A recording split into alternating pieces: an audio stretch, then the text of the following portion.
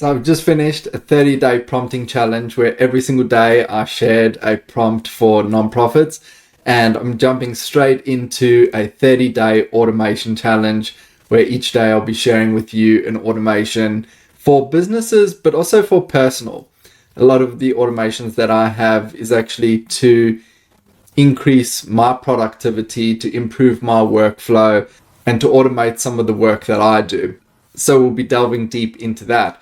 But I just wanted to give you a quick rundown of what an automation is, what software solutions I'll be looking into, and if you'd like to register, you can follow along. So on the screen here, I've got a map of an automation that I found on bannerbear.com.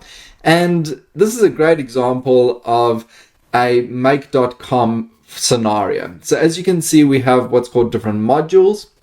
Each module is connected to other modules, and they can either be specific software solutions like Airtable over here, or different tools within the platform. So we've got routers and iterators and aggregators, which, flow through different results here.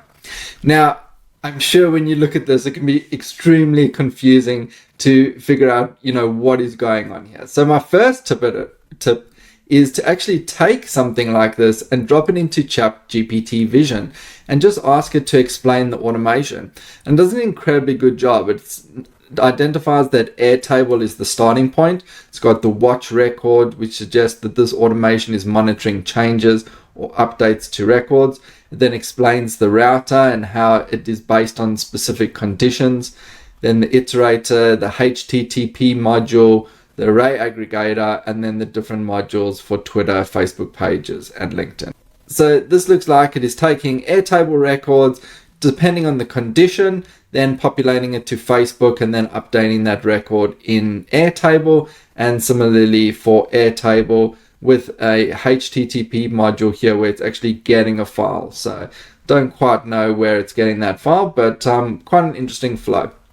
So as I said, that is a make.com scenario. If you're a not-for-profit, I definitely recommend signing up for Make. They are incredibly generous and supportive of nonprofits. If you scroll down their pricing page, you'll get to the little discounts and you can contact them for a discount. But their plans are incredibly affordable as well. Make is definitely one of my favorite automation tools. The other tool that I'll be using is one called Active Pieces. It's a little bit newer, but I've had great success with that, and they too offer a very generous free plan where you can even get 100 tasks a day. It does have a bit of a lag in the update time, but it's a great way to get started. Another automation platform that you may have heard of is Zapier. So Zapier is very popular. I do use it when needed to, but I honestly prefer trying to use Make or Active Pieces, as Zapier is a little bit more expensive.